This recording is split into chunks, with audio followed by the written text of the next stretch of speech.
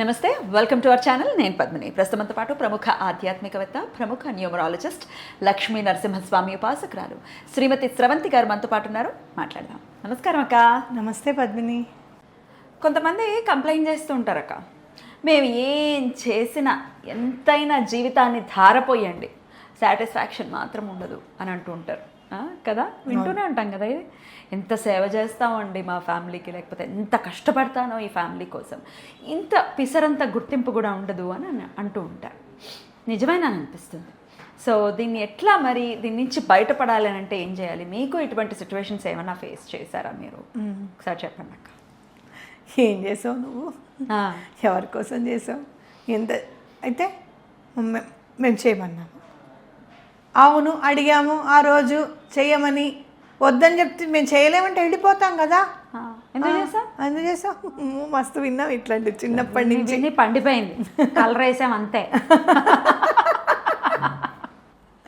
అలా చాలాసార్లు చూశాను పద్మిని నేను. అందుకని సేవకి కూడా ఒక హద్దు అనేది ఉండాలా అని అనిపిస్తుంది ఒక్కొక్కసారి. ఒక ఫ్యామిలీలో కొంతమందిని నేను చూశాను, భార్య ఎంత చేసినా కూడా నువ్వేం చేసావు, పొద్దున్నుంచి ఏం చేసావు అనే క్వశ్చన్ అయితే చాలామంది ఇళ్లలో ఉంటుంది. ఖచ్చితంగా అమ్మాయి ధర్మం అమ్మాయి నిర్వర్తిస్తుంటే, పొద్దుస్తమానం చేస్తూ ఉంటే పొద్దున్నుంచి ఏం చేసావు అని అడుగుతారు. చూసావు, భలే బాధ అనిపిస్తుంది. అలాగే భర్తని కూడా, నీ డ్యూటీ నువ్వు చేస్తున్నావు, జీవితంలో నువ్వేమీ ఉద్ధరించట్లేదు కదా, చేసుకున్నావు, పిల్లల్ని కన్నావు, నువ్వు పెడుతున్నావు, అయితే ఏంటంట అంటే మామూలుగా కూడా అంటే మీరు కాబట్టి తెచ్చి పెడుతున్నారు ఇంత కష్టంలో కూడా అన్న గ్రాటిట్యూడ్ లేకుండా, పైగా మంచితనం లేకుండా. అవును, అది కాకుండా ఎవరు చేయట్లేదు, నువ్వు ఒక్కదానివే చేస్తున్నావు ప్రపంచంలో జాబు, ఒక్కదానివే కంటున్నావు పిల్లల్ని అని కూడా అనేవాళ్ళు ఉంటారు. అవునవును, నువ్వు ఒక్కదానివే చేస్తున్నావా అని అంటే నా జాబ్ నాకు పెద్దదే, కష్టతరమేనేమో నాకున్న కెపాసిటీకి. మన కెపాసిటీ గురించి మనం అనుకున్నప్పుడు, నేను ఇంత చేస్తున్నాను అనుకున్నప్పుడు, నేను కాబట్టి చేస్తున్నాను అని అనుకోవడంలోనూ తప్పులేదు, నేను అసలు చెయ్యలేను అని అనుకోవడంలోనూ తప్పులేదు. అంటే మనకు ఒక రైట్ టు ఫ్రీడమ్ అనేది థింకింగ్లో మనకి లేదు అనేది ఖచ్చితంగా ఉంది. సేవ అని అంటావా, ఇంకా చెప్పాలి అని అంటే మనము బుక్స్ ఇచ్చినప్పుడు మనకి ఎదురైంది చూసావు పరిణామం, నాకు అనిపించింది వాళ్ళకు కూడా అర్థం అవ్వాలి. యాక్చువల్గా ఏమైందంటే మనం చాలా పెద్దగా ఆలోచిస్తాం అనమాట. నేను ఏం ఆలోచించినా వచ్చిన వాళ్ళకి ఎటువంటి ఇబ్బంది కలగకూడదు అని అనుకుని మేము ఒక ఫంక్షన్ హాల్ని ఎంచుకుని ఆ ఫంక్షన్ హాల్లో చేద్దాము అని అనుకున్న మాట వాస్తవమే. అయితే ఎంతటి కార్యక్రమం అయినా సరే నేను అప్పు మాత్రం చేయను, ఎటువంటి పరిస్థితుల్లో నేను చేయను అప్పు. నేను అనుకున్నది ఒకటి, అంటే ఎవరైనా స్పాన్సర్స్ దొరుకుతారేమో అన్నట్టుగా ఆలోచించాను ఒకటి. అలా అని ఇది స్వామి కార్యం కాబట్టి అందరినీ అడగలేను స్పాన్సరింగ్. నాకు ఒక మనసుకి అనిపించాలి, వీళ్ళని అడుగుతాము, వీళ్ళు చేస్తారు అలా అని అనిపించాలి. అయితే అలా నేను అడగడం చేయడం అనేది జరిగింది. ఈ మధ్య కొంచెం కాల్స్ కూడా ఎక్కువ, నేను ఎవరితో కాంటాక్ట్లో లేక కూడా నేను కొంచెం అడగలేకపోయాను. నా అంతటా నేను అడగడం నాకు ఇష్టం లేదు. నా అంతటా నేను అడిగితే 2000 మెంబర్స్కైనా సరే మనం రెడీ చేయగలుగుతాం. కానీ నేను అడగదలుచుకోలేదు, ఇది స్వామి ఆయనంతటా ఆయనే చేయాలని నేను అనుకున్నాను. అయితే హాల్ బుక్ చేసిన తర్వాత ఖర్చులకు సరిపడా నా దగ్గర అమౌంట్ ఉంది, కానీ అది నాకు రాబోయే ఈఎంఐస్కి ఇబ్బంది అవుతుంది. నెక్స్ట్ నేను ఈఎంఐస్ కట్టాలంటే నేను అప్పు చేయాల్సిందే మళ్ళీ. అంటే నేను అదే స్వామి కార్యం అప్పు చేసి మళ్ళీ చేసినట్టే కదా. నా దగ్గర ఏమున్నాయో ఆలోచించుకోకుండా నేను ముందు ఖర్చు పెట్టేసిందని అవుతా. అలా నేను భగవంతుడి విషయంలో నేను నాకున్న దాంట్లోనే నేను చేస్తాను అని అనుకోవడము, హాల్కి కట్టిన అడ్వాన్స్ కూడా వదిలేసుకోవడము, అది బాబా టెంపుల్కి రావడము, వాళ్ళు చాలా ఆప్యాయంగా మనని ఆదరించి అమ్మ ఇక్కడ ఇచ్చుకోండి అని చెప్పి ఆయన వాళ్ళంత ప్లేస్ అంతా చూపించడము, అది ఇంత స్వామి సంకల్పంగానే నేను భావించడం అది జరిగింది. చాలామందికి చెప్పడం జరిగింది. మళ్ళీ నేను ఈ ఉన్న టెన్షన్స్లో మళ్ళీ మనం వీడియో కూడా చేయలేకపోయాం ఇక్కడ జరుగుతోంది అని చెప్పి. సరే బాబా టెంపుల్కి వచ్చిన తర్వాత మనం లాస్ట్ వీడియో చెప్పాం బాబా టెంపుల్లో చేస్తున్నామని చెప్పాం. పాత వీడియో చూసిన వాళ్ళు పాత హాల్కి వెళ్ళడం జరిగింది. సరే అక్కడికి వెళ్ళిన వాళ్ళు రావడం జరిగింది. వాళ్ళు ఎంత దూరం అక్క హాల్ నుంచి ఇక్కడికి? 3 kilometers, నాట్ మోర్ దెన్ 3. అయితే రావడం జరిగింది. మనం ఎక్కడికో వెతుక్కోకల్లా అక్కడ రాగానే దిల్షుఖ్నగర్ సాయిబాబా గుడి ఆర్చ్లోకి కమాన్లోకి రాగానే మనం కనిపించాం కదా. అయితే ఒక ఆవిడ వచ్చారు, వచ్చి అసలు మీరు అక్కడ ఇస్తా అన్నారు కదా, ఎందుకు ఇవ్వలేదు, మీకు సిగ్గు లేదు, ఇక్కడికి వచ్చి నుంచి బుద్ధి లేదు, మీరు వచ్చి ఇక్కడ నుంచున్నారు అని బుక్ కూడా తీసుకెళ్లకుండా, బుక్ తీసుకెళ్ళలేదు పైగా, బుక్ కూడా తీసుకువెళ్ళకుండా మనం పిలుస్తున్నా కూడా, నేను పిలిచాను అమ్మ సరే ఇక్కడ దాకా వచ్చారు కదా అంటే కూడా, అంటే సిగ్గు లేదు బుద్ధి లేదు అన్న మాటకి ఇంకేం వినాల్సి వస్తుందో అని చెప్పి విస నడుచుకుంటూ వెళ్ళిపోయారు. నాకు అనిపించింది, అంటే వాళ్ళు ఎక్కడ ఎందుకు చేయలేదు అన్న ఆలోచన కూడా రాదా? పెద్దవాళ్ళు కదా, ఎందుకు అట్లా రాదు ఆలోచన? ఇప్పుడు డబ్బులు సమకూరాలి కదా. ఎవరైనా అలా చెప్తారా? నేను డబ్బు సమకూరలేదండి, నేను పెట్టలేదని ఎవరైనా చెప్తారా? పద్మిని చెప్పు. ఎవరు చెప్పారు కదా. అక్కడ ఏదో హాల్లో ప్రాబ్లం అయిందనో ఏదో చెప్పేస్తాం. చెప్తున్నారు నాకు అక్కడికి చేయడానికి నాకు డబ్బు సమకూరలేదు. ఒకవేళ అక్కడ సమకూరితే కనుక అంత మళ్ళీ నేను అప్పు చేయాల్సి వస్తుంది. అలా అప్పు చేసి భగవంతుడి కార్యక్రమం అంత హోదాగా చేయడం అనేది కరెక్ట్ కాదు అని అనిపించింది. దీనివల్ల నాకేమనిపించింది అంటే, మనం బుక్స్ ఇస్తున్నాము, వాళ్ళు ఏం తింటారు ఏంటి వాళ్ళకి ఇబ్బంది లేకుండా స్వామి చూసుకుంటారు, మనం చూడాల్సిన అవసరం లేదు అనేది కూడా ఒకటి నాకు స్ఫురణకు వచ్చింది. కాబట్టి సేవ చేస్తున్నాము అని అనుకుంటే అవతల వాళ్ళకి కూడా వీళ్ళు సేవ చేస్తున్నారన్న ఫీలింగ్ వాళ్ళకి కలగాలి. మనం ఏం చేయలేం. ఒకటి సాటిస్ఫాక్షన్, ఒకటి గ్రాటిట్యూడ్, ఒకటి అంటే కృతజ్ఞత, అలాగే తృప్తి, సంతోషం, ఆనందం. ఆనందం ఏంటంటే అసలు ఏమాత్రం మనకి సంబంధం లేని విషయాన్ని మనము విన్నప్పుడు మనకి కలుగుతుంది చూసావా సంతోషం, దాన్ని ఆనందం అంటారనమాట. ఎప్పుడో ఎవరో ఎక్కడో ఏదైనా పెద్ద మార్కులతో పాస్ అయ్యాడు అనుకో, భలే పాస్ అయ్యాడే ఈ అబ్బాయి అని అనుకుంటే, నాకు దత్తాత్రేయ స్వామి నాకు కనిపించి నాకు ఇట్లా గంధమును విభూది పూసారు శ్రవంతి అని చెప్పారు ఇవాళ మనకు అన్నపూర్ణమ్మ గారు, నాగేశ్వర్ గారు. ఆవిడ నిన్న దత్తాత్రేయ స్వామి గురించి చెప్తూ, శ్రీపాద్ శివలబులి బుక్ చదివిన తర్వాత నాకు దత్తాత్రేయ స్వామి గారు ఇక్కడ గంధము ఇక్కడ విభూది పూసారు శ్రవంతి, నాకు పొద్దున్న మార్నింగ్ మెలకు వచ్చేటప్పటికి నాకు ఇక్కడ గంధం విభూది ఉంది అని అన్నారు. అలాంటి విన్నప్పుడు సంతోషం కలుగుతుంది చూడు, అది ఆనందం అన్నమాట. ఇంతకు చెప్పొచ్చేది ఏంటంటే తృప్తి, ఆనందము, సంతోషము, అలాగే కృతజ్ఞత, ఇవన్నీ జనించాలి. ఎవరో తట్టి లేపితే వచ్చేవి కావవి, నేర్చుకోరా అని చెప్తే వచ్చేవి కాదు, అవి ఆటోమేటిక్గా ఉండాలి. ఆవిడ తిట్టిన ఆవిడ ఎందుకండి అక్కడ పెడతానని చెప్పి ఇక్కడ ఎందుకు పెట్టారు అంటే గనక ఖచ్చితంగా రీజన్ చెప్పి సారీ చెప్పేదాన్ని. చాలామందికి నేను సారీ చెప్పానమ్మా, సారీ అమ్మా ఏమనుకోవద్దు, అక్కడ ఇంత డబ్బులు కట్టమన్నారు, అక్కడ లేక నేను ఇక్కడికి వచ్చాను అని చెప్పి అందరికి అదే మాట చెప్పాను నేను. అట్లాగే అలాంటి వాళ్ళు ఉన్నారు అని అంటే ఇంకా పీక్స్ అనుకుంటే కనుక, మనం బిర్యానీ ఆకుల గురించి చెప్తున్నామని చెప్పి ఇంట్లో బిర్యానీ ఆకు చెట్టు పెట్టి అవి తీసి అవి ఎండబెట్టి మీకోసం తెచ్చాను శ్రవంతి గారు అని చెప్పి ఆల్మోస్ట్ ఇంత సంచెడు బిర్యానీ ఆకులు తీసుకొచ్చారు ఒక పెద్ద ఆవిడ. మళ్ళీ మీరు నమ్మండి, తీసుకొచ్చి నాకు ఇచ్చి నిన్ను కలుద్దాం అనుకున్నాను బంగారు తల్లి, వాళ్ళు చూసాను నాకు చాలా సంతోషంగా ఉందని చెప్పి మళ్ళీ లైన్లో నుంచున్నారు ఆవిడ. బిర్యానీ ఆకులు ఇచ్చేసాం కదా అని చెప్పి నాతో పాటు వచ్చి బుక్ తీసుకోలే. ఏమి అసలు చిన్న విషయంలో కూడా ధర్మాన్ని పాటించడం అంటే ఇదేనేమో అసలు. అంటే అవి చూసాము, ఇది చూశాను, స్వామి ఎన్నో లీల చూపించారు.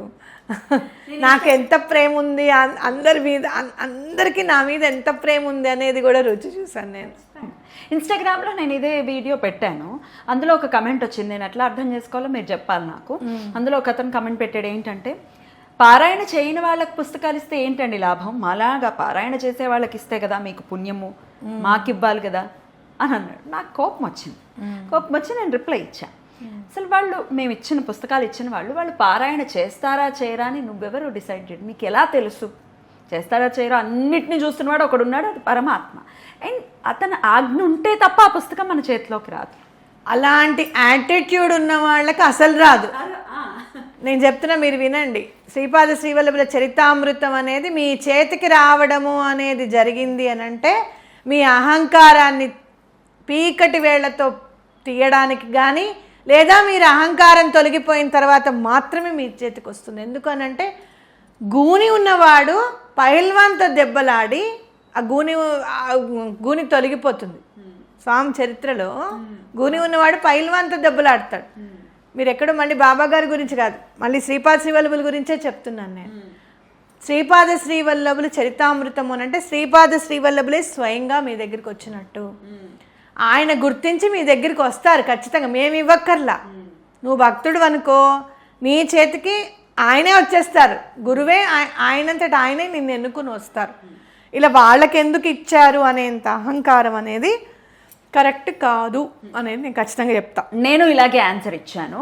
మీరేదో చాలా గొప్ప భక్తుల్లాగా, వాళ్ళేదో అధముల్లాగా. అధములు అంటే కింద స్థాయిలో ఉండాలి, అదేమి తప్పు మాట కాదు. అధములు అంటే కింద ఉన్నారు అని. అలాగ మీరు అనుకోవటం కరెక్ట్ కాదు అని చెప్పి నేను రిప్లై ఇవ్వడం జరిగింది.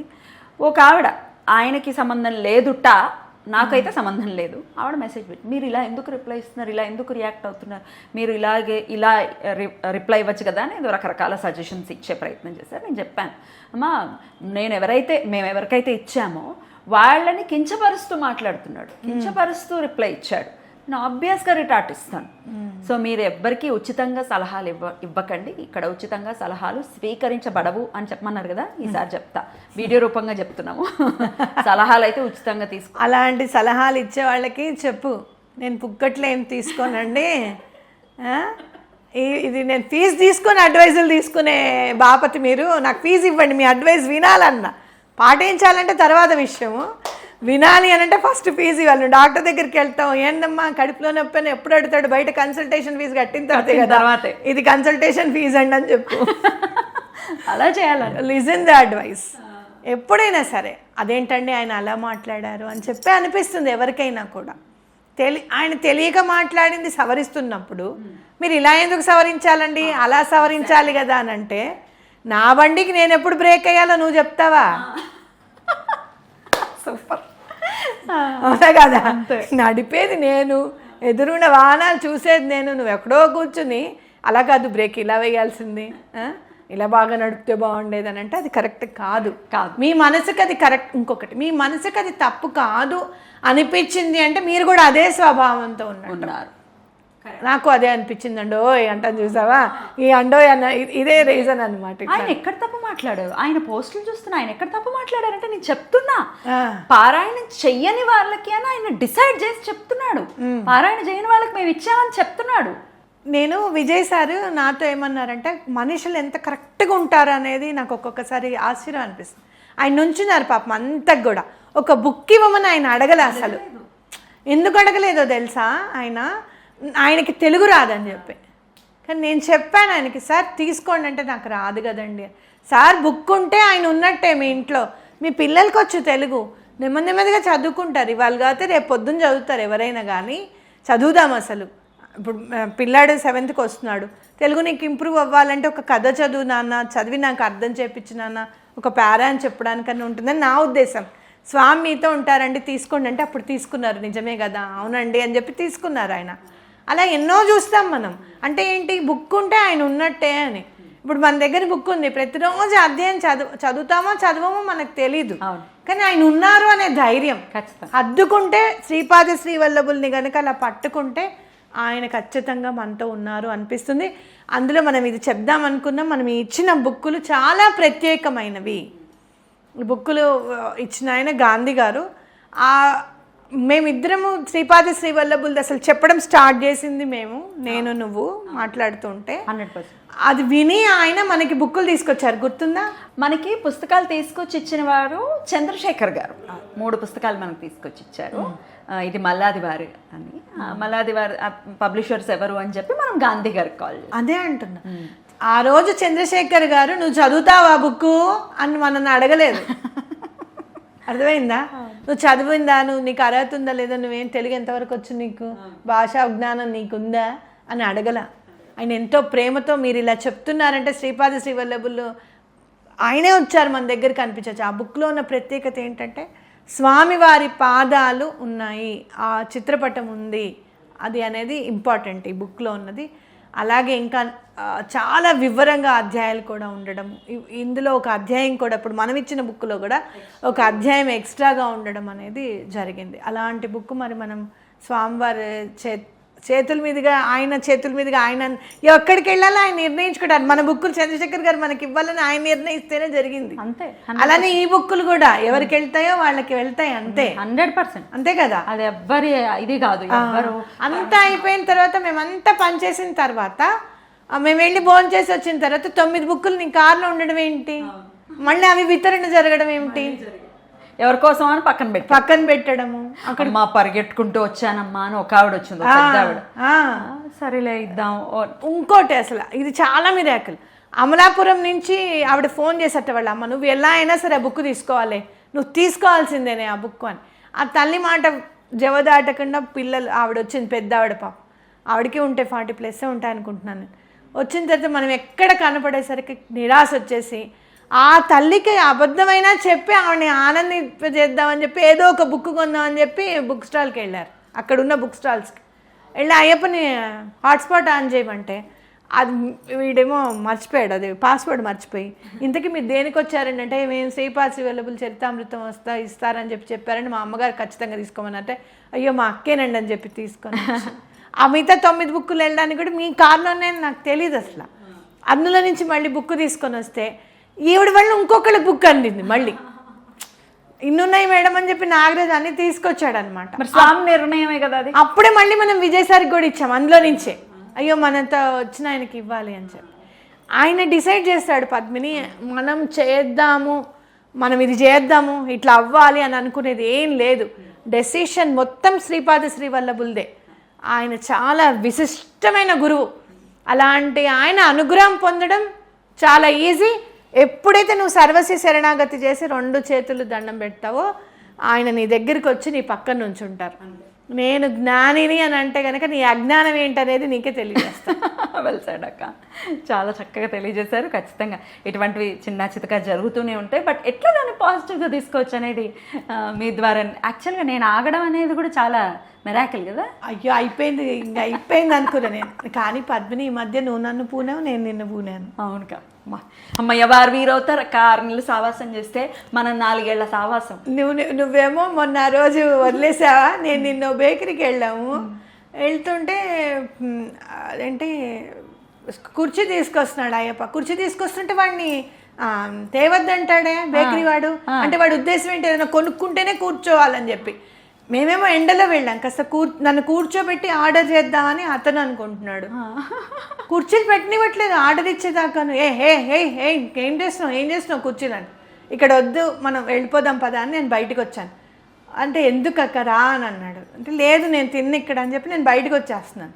అయితే అతను వచ్చాడు బయటికి. క్యావో అమ్మ అన్న, కుర్చీలు సర్దుకోపోరా అని చెప్పి. మనుషులు వస్తుంటే నీ దాంట్లో ఆర్డర్ చేయకుండా నువ్వు కూర్చోనేమని మాకు తెలీదా? 500 రూపాయలు చిల్లర కావాలంటే బిస్కెట్ బ్యాగ్ కొనే రకం, బిస్కెట్ బ్యాగ్ కొంటే కానీ ఇవ్వరు చేంజ్ అని. తెలీదా మనకు? మినిమం కట్టేసి లేదా మనకేమన్నాను. పోనీ ఏమైంది, కుర్చీ అరిగిపోతుందా? బాగా తిట్టాను, బాగా తిట్టాను. అందుకే అంటున్నా నువ్వు నన్ను పూనావు నేను నిన్ను పూనాను. ఆ రోజు అసలు అయితే పద్మిని అయితే వెనకాల వెళ్ళి హలో హలో నేను చెప్తా వినండి, తను ఎలా అంటుంది హలో హలో అని చెప్పి తిరిగి ఇక్కడికి ఎందుకు వచ్చామో తెలుసా, నువ్వేం మాట్లాడుతున్నావు నీకు తెలుసా, తీసేయండి మొత్తం పరువు తీసేయండి. అంత కోపం పద్మినికి. అలా కామ్గా వింటున్నా ఆవిడ బుద్ధి లేదా అంటే నేను ఏమిటి ఇలా తిడుతున్నాను నేను కాదు కానీ సిగ్గులేదా అన్న మాటకు మాత్రం నాకు ఆశ్చర్యం అనిపించింది. నువ్వు నన్ను ఇలా చూసి ఏంటక్క అలా అంటుంది అయిపోయింది. అన్న తర్వాత నాకు అనిపించింది అయ్యో నా వల్ల నిన్ను కూడా తిట్టింది కదా ఇవిడ, అలా బాధ అనిపించింది. నేను చేసిన తప్పుకి బాధ అనిపించింది, మిమ్మల్ని అనుకుంటే బాధ అనిపిస్తుంది. సేమ్ వైస్ వర్సా, నన్ను అనిపించదు నాకు నిన్న బాధ అనిపిస్తుంది. It happens. పోన్లేండి, ఐఎమ్ వెరీ కూల్ నౌ. నేను ఇంకో పాజిటివ్ నోట్ చెప్తా దీనికి. ఏమ్మా నువ్వు బుక్స్ ఇవ్వాలనుకుంటే ఖర్చు పెట్టే డబ్బులు బుక్స్కి ఖర్చు పెట్టవే, అంత సుమారు 1,00,000 రూపాయలు హాల్కి ఎందుకే నీ బొంద అని చెప్పి స్వామి తిట్టారని కూడా అనుకున్నాను. అంతే, ఆ డబ్బులు ఉంటే ఇంకొక 500 పుస్తకాలు ఇంకొక వేరే ప్రాంతం, అది కూడా స్వామి కూడా తిట్టారని అని కూడా అనుకున్నాను నేను. అది కూడా కరెక్ట్ చేశాడు స్వామి. అదే నిజమే, కరెక్ట్ చేశాడు. అద్భుతం, చాలా బాగుంది. థ్యాంక్ యూ అక్క. నమస్తే. నమస్తే.